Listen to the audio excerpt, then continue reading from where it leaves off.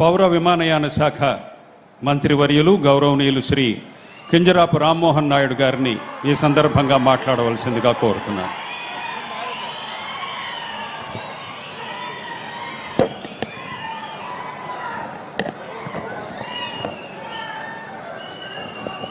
వేదికను అలంకరించిన పెద్దలు, దేశ రక్షణ శాఖ మంత్రివర్యులు, దేశంలోనే అరుదైనటువంటి రాజకీయ తత్వం అజాత శత్రువుగా ఉంటూ ఈరోజు రక్షణ దళాలకి ఎక్కడ లేని కాన్ఫిడెన్స్తో భారతదేశం తాలూకా రక్షణ దళాల వైపు చూడాలన్నా సరే వెన్నులో వణుకు పుట్టే విధంగా రక్షణ శాఖను ముందుకు నడిపిస్తున్నటువంటి పెద్దలు గౌరవనీయులు రాజ్నాథ్ సింగ్ గారు, అలాగే మనందరి నవ్యాంధ్రప్రదేశ్ నిర్మాత, ఆంధ్రప్రదేశ్ అంటే మొట్టమొదటగా గుర్తొచ్చేటటువంటి వ్యక్తి, సాధారణ వ్యక్తి నుంచి ప్రతి ఒక్కరికి అండగా నిలుస్తూ ఈరోజు ఆంధ్రప్రదేశ్ని ప్రపంచ పటంలో మరొకసారి నిలిపి తన శక్తి ఏంటో, తన విజన్ ఏంటో, తన చరిత్ర ఏంటో నిరూపించుకున్నటువంటి ముఖ్యమంత్రి వర్యులు నారా చంద్రబాబు నాయుడు గారికి, అలాగే యువగలం రథ సారథి ఈరోజు అందరితో పాటు దేశంలోనే పోటీ పడుతూ అత్యధిక పెట్టుబడులు మన రాష్ట్రానికి తీసుకొని రావాలని నిరంతరం కూడా కృషి చేస్తూ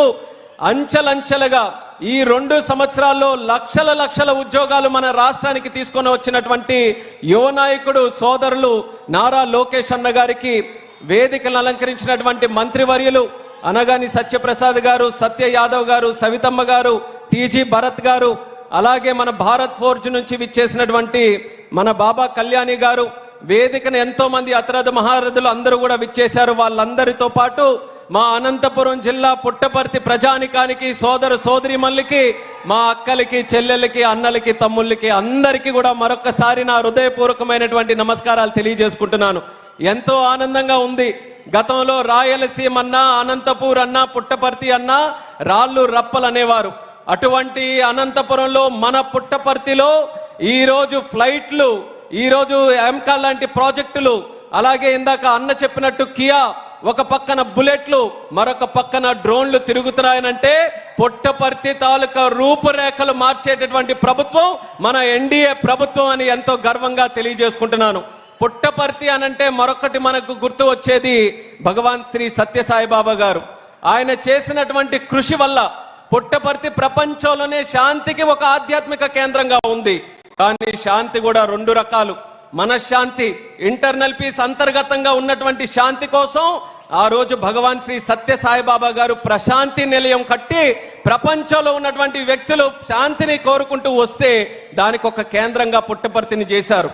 ఆ శాంతి మనశ్శాంతితో పాటు మరొక శాంతి కూడా ఉంది, శాంతి భద్రత. ఆ శాంతి భద్రత కోసం మరొకసారి మళ్ళీ మన పుట్టపర్తిని ఎదుర్కొంటూ వస్తూ దేశంలో శాంతి భద్రతను నిర్వర్తించడానికి advanced medium combat fighter jet aircraft మళ్ళీ మన పుట్టపర్తిలోనే ఈరోజు ఒక కేంద్రంగా, ఆధునికత కేంద్రంగా, సాంకేతికత కేంద్రంగా ఈ పుట్టపర్తిలో జరగడం అనేది ఎంతో చరిత్రాత్మకమైనటువంటి కార్యక్రమంగా తెలియజేస్తున్నాను. ఎన్నో ప్రాజెక్టులు మనం తీసుకొని వచ్చాం. ప్రాజెక్టులు తీసుకొని రావడం ఒక కష్టపని పైన అయినా సరే కన్విన్స్ చేసుకుంటూ రాష్ట్రం అనేక రకాలుగా వాళ్ళందరికీ కూడా ఇన్సెంటివ్స్ ఇస్తూ తీసుకొని రావచ్చు. కానీ డిఫెన్స్లో ఒక ఇన్వెస్ట్మెంట్ రావాలనంటే అంత సాధారణంగా రాదు. ఎలా అయితే మన పెద్దలు ఒక పెళ్లి చేయాలనంటే 7 తరాలు ఇటు 7 తరాలు అటు చూడాలంటారో, ఒక డిఫెన్స్ ప్రాజెక్ట్, శాంతి భద్రతలకు సంబంధించిన, దేశ రక్షణకి సంబంధించిన ఒక ప్రాజెక్ట్ రావాలనంటే ఆ ప్రాంతం తాలూకా తరతరాలు అక్కడ ఉన్నటువంటి ఒక ఇన్వెస్ట్మెంట్ మోటివ్ మీద చూడాలి. కానీ ఈరోజు మన ఆంధ్రప్రదేశ్ రాష్ట్రానికి ఇంత పెద్ద ప్రాజెక్టు మన రాయలసీమకి ఈరోజు వచ్చిందనంటే తరరాత మార్చేటటువంటి చంద్రబాబు నాయుడు గారిని చూసి ఈరోజు వచ్చిందని కూడా ప్రజలందరికీ కూడా తెలియజేస్తున్నాను. ఆ యొక్క విప్లవం మన రాష్ట్రంలో మళ్ళీ ఒక బ్రాండ్గా ఆంధ్రప్రదేశ్ రాష్ట్రాన్ని తయారు చేసి ఈరోజు బ్రహ్మాండంగా ముందుకు నడిపిస్తున్నారు. ఈరోజు అనంతపూర్ని చూస్తే ఆనందంగా ఉంది. అనంతపూర్తో పాటు మా ఉత్తరాంధ్ర ప్రాంతం, మా శ్రీకాకుళం జిల్లా వరకు ప్రతి ఒక్క జిల్లాలో ఎంచుకొని అక్కడ స్థానికంగా ఉన్నటువంటి బలాలేంటో చూసుకొని ప్రపంచంలో ఉన్నటువంటి ప్రాజెక్టులన్నీ మన ఆంధ్రప్రదేశ్ రాష్ట్రానికి వస్తున్నాయి. దేశంలో వచ్చే పెట్టుబడుల్లో 25.3% కేవలం ఒకే ఒక్క రాష్ట్రం మన ఆంధ్రప్రదేశ్ రాష్ట్రంలోనే వస్తుందనంటే డబుల్ ఇంజిన్ సర్కార్, ప్రధానమంత్రి గారు నరేంద్ర మోదీ గారు చంద్రబాబు నాయుడు గారు అలాగే పవన్ కళ్యాణ్ గారు వీళ్ళు ముగ్గురు తాలూకా కలయికతో నడుస్తున్నటువంటి డబుల్ ఇంజిన్ సర్కార్ ఎంత వేగంగా బలంగా పనిచేస్తుందో ప్రజలు మరొక్కసారి గమనించాలని కూడా ఈ సందర్భంగా తెలియజేసుకుంటున్నాను. అలాగే ఈ ప్రాజెక్ట్ కి ప్రత్యేక ఆశీర్వాదం రాజ్నాథ్ సింగ్ గారు కూడా అందించారు. ఆయన చేతుల్లో ఉన్నటువంటి ప్రాజెక్ట్ ఇప్పుడే అన్న చెప్పినట్టు చంద్రబాబు నాయుడు గారు రిక్వెస్ట్ చేస్తే ఆ రిక్వెస్ట్ చేసిన తర్వాత మరి భరత్ గారు కానివచ్చు, మన అధికారులు కానివచ్చు, అలాగే ఒక పక్కన నేను కూడా దీనికోసం ప్రయత్నం చేస్తూ ఎప్పుడు మేము వెళ్ళి సార్ ఆమ్కా ప్రాజెక్ట్ మీరు ఎక్కడ పెట్టాలన్నా మొట్టమొదటిగా మా ఆంధ్రప్రదేశ్ డిసైడ్ చేయండి, మా పుట్టపర్తిలో మీరు పెట్టండి, అక్కడ మాకు కూడా ఒక ఎయిర్పోర్ట్ ఉంది, దానికి సంబంధించి ఎయిర్ స్పేస్ తాలూకా ఏ కార్యక్రమం ఉన్నా సరే మా వంతు మేము ఫుల్ ఫ్లెడ్జెడ్ గా సపోర్ట్ చేస్తామని చెప్తే ఆయన కూడా చాలా పాజిటివ్ గా తీసుకొని మరొక ప్లేస్ ని కూడా ఎక్కడా రానివ్వలేదు. కొన్ని సందర్భాల్లో కేంద్ర ప్రభుత్వం కూడా కొన్ని ఆప్షన్స్ పెట్టుకుంటాయి. ఉత్తర భారతంలో అయితే ఇది, లేకపోతే ఈస్ట్ లో వెస్ట్ లో ఇలా పెట్టుకోవాలని అంటే కొన్ని నగరాలు, కానీ సింగిల్ షాట్ గా రైట్ రాయల్ గా మన రాయలసీమలో ఈ సీమాంధ్ర ప్రాంతంలో ఇక్కడ తీసుకొని పెట్టారనంటే దానికి ప్రత్యేకంగా రాజ్నాథ్ సింగ్ గారికి కూడా మన ప్రాంత వాసుల తరపున, తెలుగు వారు అందరి తరపున కూడా అభినందనలు తెలియజేసుకుంటున్నాను. ఒక పక్కన ఆమ్కరా ప్రాజెక్ట్, దానితో పాటు కొన్ని డిఫెన్స్ ప్రాజెక్ట్స్, దీనితో పాటు మా మంత్రాలయానికి సంబంధించినటువంటి డ్రోన్ ప్రాజెక్ట్ కూడా ఈరోజు కర్నూలులో మన రాయలసీమలో రావడం ఎంతో ఆనందంగా ఉంది. మొట్టమొదటగా కేంద్ర మంత్రిగా అయిన తర్వాత ఆంధ్రప్రదేశ్ రాష్ట్రంలో ఏదో ఒక కార్యక్రమం మినిస్ట్రీ ఆఫ్ సివిల్ ఏవియేషన్ నుంచి చేయాలని చంద్రబాబు నాయుడు గారితో డిస్కస్ చేస్తే ఆ రోజు డ్రోన్స్ మన భారతదేశానికి, ప్రపంచానికి టెక్నాలజీలో ఫ్యూచర్ డ్రోన్స్, అలాంటి డ్రోన్స్ కి మనది క్యాపిటల్ కావాలని చెప్పి ఆ డ్రోన్ సమ్మిట్ ని విజయవాడలో మొట్టమొదటిగా మనం ఆర్గనైజ్ చేసుకున్నాం. ఆ రోజు డ్రోన్స్ సంబంధించినటువంటి కంపెనీలన్నీ కూడా వచ్చి వాళ్ళ ప్రాజెక్ట్స్ ఎక్స్ప్లెయిన్ చేస్తే చంద్రబాబు నాయుడు గారు కూడా ఈ ఇండస్ట్రీ మీద విశ్వాసంతో దేశంలో మొట్టమొదటిసారి డ్రోన్ సిటీ ప్రకటించింది కూడా మన ఆంధ్రప్రదేశ్, మన ముఖ్యమంత్రి చంద్రబాబు నాయుడు గారు.